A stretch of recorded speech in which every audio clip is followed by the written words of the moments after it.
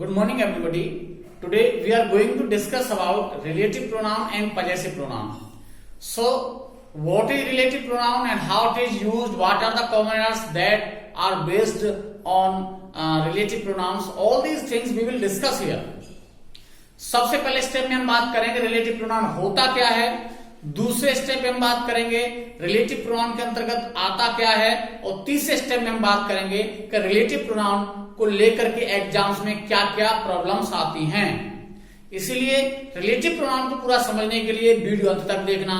Relative pronoun एक ऐसा topic है जो हर एग्जाम में आपको परेशान करेगा, लेकिन इस वीडियो को देखने के बाद मैं आपसे ये दावा करता हूं कि रिलेटिव प्रोनाउन की समस्या आपके लिए नहीं आएगी। तो पहले रिलेटिव प्रोनाउन होता क्या है, तो it is however called a relative pronoun because it refers or relate to some noun going before which is called its antecedent. Relative pronoun वह सर्वनाम है जो किसी नाउन को रिप्लेस करता है और वह नाउन पहले यूज हो चुकी होती है। यहां हम कहेंगे नाउन गोइंग बिफोर, जो नाउन पहले प्रयोग हो चुकी है उस नाउन की जगह पर प्रयोग होगा। दूसरी इंपॉर्टेंट बात है कि रिलेटिव प्रोनाउन दो क्लॉजेस को जोड़ने का कार्य करता है, ये समझेंगे। यह एक कंजक्शन का कार्य करता है। इसके अंतर्गत आते हैं who, whom, whose, which, what और that। अब आप समझेंगे ये who, whom, whose, which, what ये इंटरव्यू प्रोनाउन भी है, प्रश्नवाचक सर्वनाम भी है और रिलेटिव प्रोनाउन भी है। आपको अंतर क्या करोगे, अंतर आपको ध्यान रखना है। जब ये दो क्लॉजेस को जोड़ने का कार्य करेंगे तो ये काम करेंगे रिलेटिव प्रोनाउन का, और जब ये बाकी के आरंभ में आ रहे होंगे वहां ये काम करेंगे प्रश्नवाचक का। एक अंतर। दूसरा अंतर हम ध्यान रखेंगे, जब ये प्रश्नवाचक का काम करेंगे तो इनका हिंदी होगी कौन या किसने। क्या होगा, कौन या किसने। उनका किसे या किसको, यानी का से स्टार्ट होगा। लेकिन जब ये रिलेटिव प्रोनाउन का काम करेंगे तो जो कि जिसने, जिसे, जिसको, तो रिलेटिव का काम करेंगे तो जा से स्टार्ट होगा, जा आएगा यहां। ओके, अब इनके यूज को हम देखेंगे। यूज को देखने से पहले हमें एक समझना है एंटीसीडेंट क्या है। इसे कहते हैं पूर्ववर्ती। पूर्ववर्ती ये वह नाउन और प्रोनाउन होता है जो रिलेटिव प्रोनाउन से पहले आता है। एग्जाम्पल आपको दे रहा हूं, the principal punished Mohit who came late, who came late। अब देखें who क्या है, रिलेटिव प्रोनाउन है। रिलेटिव प्रोनाउन का आपको मैंने पहचान बताया, रिलेटिव प्रोनाउन वाक्य के बीच में आता है और दो क्लॉजेस को जोड़ने का काम करता है, और रिलेटिव प्रोनाउन से पहले कोई नाउन या प्रोनाउन आता है तो रिलेटिव प्रोनाउन है। और रिलेटिव प्रोनाउन से पहले आने वाला नाउन या प्रोनाउन, उसको क्या कहेंगे हम, उसको कहेंगे एंटीसीडेंट। एंटीसीडेंट यानी पूर्ववर्ती। तो ये तो बात होगी रिलेटिव प्रोनाउन होता क्या है। यूज कहां होता है, वाक्य के बीच में होता है, दो वाक्यों को जोड़ने का काम करता है। अब इसके अंतर्गत क्या आते हैं, आपको मैंने बताया who, whom, whose, which, what, that आते हैं। अब इनका यूज कैसे होता है, आप यूज देखिएगा। हु, whom और whose ये तीनों यूज होते हैं व्यक्तियों के लिए। व्यक्तियों के लिए होते हैं, ये वस्तुओं के लिए यूज नहीं होंगे। हु सब्जेक्टिव केस में, whom ऑब्जेक्टिव केस में, और whose पॉजेसिव केस में। ओके, which जो है वो आता है थिंग्स और एनिमल्स के लिए। थिंग्स और एनिमल्स के लिए आता है। विच है सब्जेक्ट ऑब्जेक्ट दोनों का काम करता है, सब्जेक्टिव और ऑब्जेक्टिव दोनों केस में विच यूज होता है। एग्जाम्पल आपको नीचे समझाऊंगा मैं। और वॉट जो कुछ, वॉट की सबसे विशेषता है कि वॉट के साथ कोई एंटीसीडेंट नहीं आता। अब बात करें दैट की, तो दैट जो है कुछ ऐसी कंडीशंस हैं जहां पर हु का प्रयोग नहीं कर सकते, हुम का प्रयोग नहीं कर सकते, विच का प्रयोग नहीं कर सकते, वहां पर हम दैट का प्रयोग करते हैं। दैट का अलग से कोई नियम नहीं है, और लास्ट में मैं आपको दैट यूज समझाऊंगा। दैट की कई 4 से 5 एरर दैट की एग्जाम्स में आती है, और आपको मैं लास्ट में समझाना, पहले इनको समझा देता हूं। तो अब इनमें एरर किस तरह की बनेगी, आप एरर देखेंगे। जैसे द प्रिंसिपल पनिश्ड मोहित, अब देखिए मोहित की हम बात कर रहे हैं, प्रिंसिपल पनिश्ड मोहित। अब यहां पर गलती आ सकती है, अगर ये लिख दिया जाए विच केम लेट, तो ये पार्ट एरर हो गया। क्यों एरर हो गया, क्योंकि जो विच लगाते हैं वो हम वस्तुओं के लिए लगाते हैं या जानवरों के लिए लगाते हैं, व्यक्ति के लिए नहीं लगाते। तो आपका ये पार्ट एरर आपको मैंने करके बताया है। दूसरा एग्जाम्पल और देखेंगे, he gave me the book, he gave me the book who was interesting, अब देखिए बुक जो है वस्तु है, और वस्तु के लिए क्या आएगा, हु आएगा। बिल्कुल इतना सरल कर दूंगा, जीरो से स्टार्ट कर रहा हूं, इतना सरल रिलेटिव प्रोनाउन कर दूंगा, आप कभी नहीं भूलोगे। तो हु वस्तु के लिए नहीं आएगा, तो आपका ये एरर पार्ट हो गया। यहां क्या आना चाहिए, यहां विच आना चाहिए। अब एक प्रॉब्लम हु और हुम को लेकर के भी आती है, इसके हम वाक्य में पहचान कैसे करें। तो बहुत सरल आपको तरीका बताऊंगा मैं कि हु के बाद क्या आएगा, वर्ब आएगी। हु के बाद वर्ब आएगी, जबकि हुम के बाद नाउन या प्रोनाउन आएगा। और नोट करेंगे, और सरल कर दूं से, चलो ऐसा नोट कर लो यहां पे, हु प्लस वर्ब और हुम प्लस नाउन या pronoun.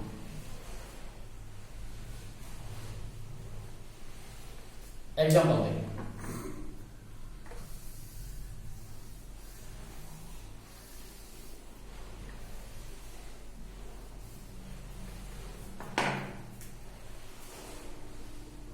I invited Rahul, whom you who was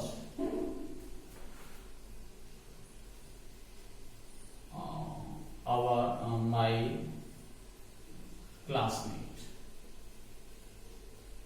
देखिए थोड़ा सा, I invited Rahul whom was my classmate। अब देखें whom के बाद क्या आना चाहिए, whom के बाद नाउन या प्रोनाउन आना चाहिए। यहां पे क्या आया हुआ, वर्ब आया हुआ, यानी वर्ब किसके बाद आएगा, हु के बाद आएगा। तो आपका ये पार्ट एरर हो गया। यहां पे क्या आना चाहिए, हु आना चाहिए। और एग्जाम्पल देखेंगे, सी punished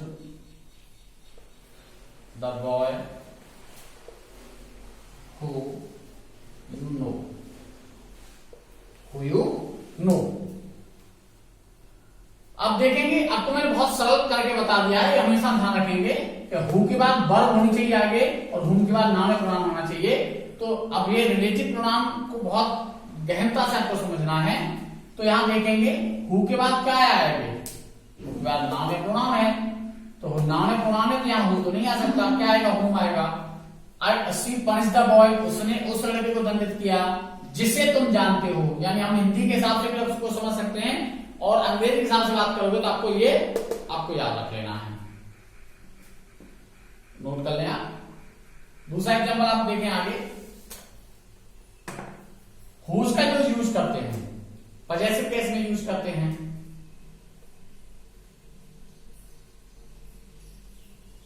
I invited Rahul, whose father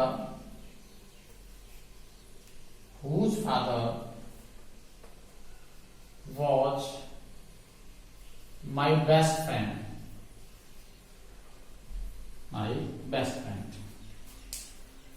तो I invited Rahul, मैंने राहुल को इन्वाइट किया, जो यानी जिसके पिता, हुज फादर, पजेसिव केस में हम यूज करेंगे हुज का।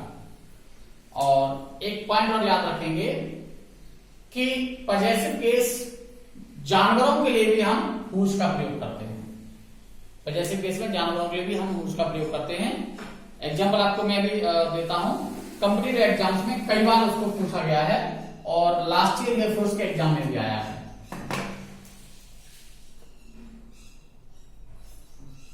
Cow is the only animal, वो एग्जाम्पल देना लास्ट ईयर एयरफोर्स में आया था। बच्चों ने मुझे आके बताया cow is the only animal dot milk is sweet. अब देखें ऑप्शन जो वहां पे थे, दैट हुज विच और वॉट। अब कई स्टूडेंट कंफ्यूज हो गए क्योंकि उनको ध्यान है कि ओनली जहां आता है हम वहां दैट का प्रयोग करते हैं। ओनली जहां था वो दैट का प्रयोग करते हैं। अभी आगे मैं आपको पढ़ाने वाला हूं, दैट की कंडीशन है, दैट जो होता है वो हु, हुम और विच के स्थान पर आता है। दैट कभी भी हुज के स्थान पर नहीं आता। तो ओनली की वजह से कुछ कंफ्यूज हो गए, तो यहां ध्यान रखेंगे cow is the only animal. Cow अकेला ऐसा जानवर है जिसका दूध मीठा है, तो यहां पर ऑप्शन बी आना चाहिए। ओनली आपको कंफ्यूज कर रहा होगा, तो ओनली का मैं आपको अभी कंफ्यूजन दूर करूंगा। आपको यहां भी बता दे रहा हूं, ओनली जो आता है यानी जो दैट आता है हु की जगह पर आता है, हु की जगह पर, विच की जगह पर। ओके, अगला पॉइंट हम बात करेंगे कि अब दैट का यूज कहां होता है, वॉट का यूज कहां होता है। अगला पॉइंट है वॉट का यूज जब करते हैं तो उसमें एंटीसीडेंट नहीं आता है, यानी वॉट अकेला ऐसा रिलेटिव प्रोनाउन है जिसके साथ कोई एंटीसीडेंट नहीं आता है। What is use without antecedent, what के साथ कोई एंटीसीडेंट है पूर्ववर्ती नहीं आता। आपको मैंने बताया अभी पूर्ववर्ती। तो इसका एग्जांपल देखिए, इसके एक पॉइंट ध्यान रखेंगे, वॉट से पहले समथिंग, एनीथिंग, नथिंग आया हो तो वो गलत है, इनके साथ यही आता है मोस्टली। तो tell me something what you hear in the meeting, मुझे बताओ जो कुछ तुमने मीटिंग में सुना। तो ये वाला पोर्शन आपका गलत है क्योंकि वॉट के साथ कोई एंटीसीडेंट नहीं आता है। अब आप यूज करके दैट का यूज कब होता है, देखिए दैट का अपना अलग से कोई यूज नहीं है। दैट जो यूज होता है वो हु, हुम और विच के स्थान पर यूज होता है, यानी कुछ ऐसी कंडीशंस हैं जहां हम दैट का प्रयोग करते हैं, वहां पर हम हु का प्रयोग नहीं कर सकते, विच का प्रयोग नहीं कर सकते, हुम का प्रयोग नहीं कर सकते, फिर हमें वहां पर दैट लगाना होता है। उनमें पहली कंडीशन है after superlative degree. Superlative degree के बाद हम ना हु का प्रयोग कर सकते हैं, ना विच का प्रयोग कर सकते हैं और ना हुम का प्रयोग कर सकते हैं। जब इन तीनों का प्रयोग नहीं होगा तो जैसा आपको बताया है that is use in the place of who, whom, which. Sachin is the greatest player, अब ये ग्रेटेस्ट सुपरलेटिव डिग्री है, उसके साथ क्या आना चाहिए, उसके साथ हुम नहीं आएगा, हु नहीं आएगा, विच नहीं आएगा, तो फिर आपके क्या आएगा, यहाँ पे दैट आएगा। सेकंड पॉइंट है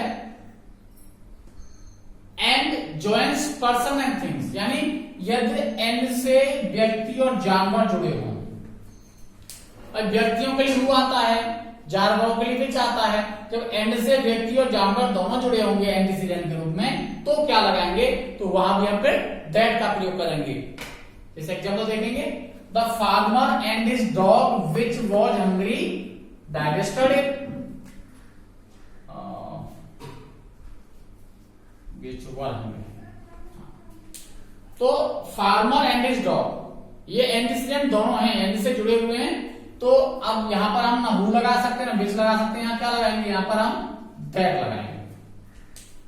थर्ड पॉइंट है after only, no, everybody, everyone, nobody, no one, all, any, some, few, इनके साथ हम जो यूज करते हैं, आप याद रखे हैं एग्जाम में मोस्टली अब यही याद रहते हैं, इनके साथ हम जो दैट का प्रयोग करते हैं, इनके साथ ना हु का प्रयोग होता है, ना हुम का प्रयोग होता है, ना विच का प्रयोग होता है। एग्जाम्पल देखेंगे, Sachin is the only player. आपको मैंने अभी बता रहा था, ओनली से कंफ्यूज हो गए थे वहां, तो ये ध्यान रखें। फिर एक बार आपको रिमाइंड करा देता हूं, ओनली आने पर हम दैट का प्रयोग करेंगे किन के स्थान पर, हु, हुम और व्हिच के स्थान पर। हुज के स्थान पर दैट नहीं आता कभी भी।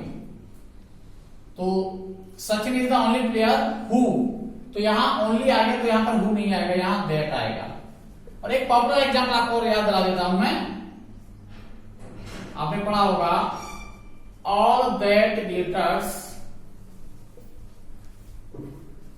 Is not gold. ऑल आया, इसी वजह से दैट आया है यहां पर। ऑल विच नहीं करेंगे, ऑल दैट करेंगे हम यहां। और रिलेटिव प्रोनाउन का अगला पॉइंट है after who, which, what, this, या हु, विच, व्हाट, दिस अगर वाक्य के सब्जेक्ट होंगे तो हम वहां पर हम हु का प्रयोग नहीं करेंगे, विच का प्रयोग नहीं करेंगे और हुम का प्रयोग नहीं करेंगे, वहां भी हम दैट का प्रयोग करेंगे।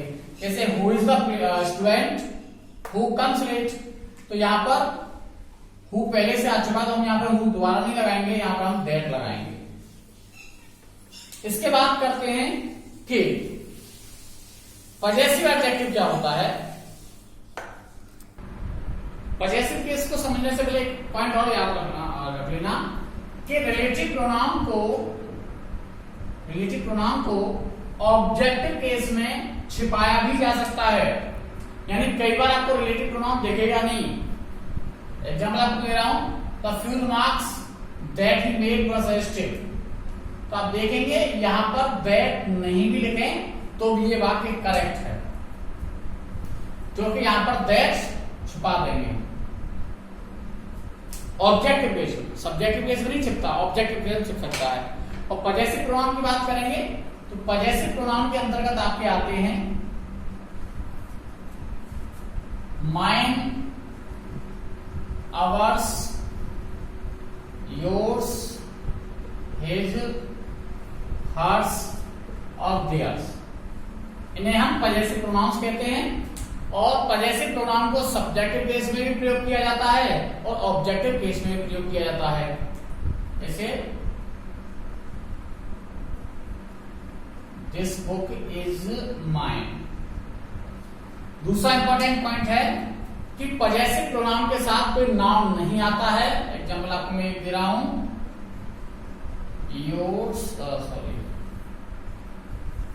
Yours friend is guilty. तो यहां पे ये आपका एरर पार्ट है, क्योंकि पजेसिव प्रोनाउन के साथ कभी भी कोई भी नाउन नहीं आता है।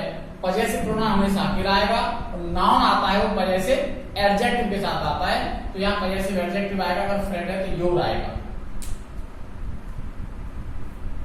ये आपका रिलेटिव प्रोनाउन कंप्लीट हुआ। जितनी भी प्रॉब्लम्स जनरली मैंने देखी हैं, कंप्लीट कभी कोई टॉपिक नहीं होता, वो मैंने आपको करा दी हैं।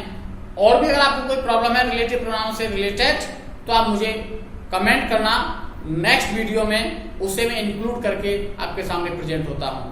तब तक के लिए नमस्कार।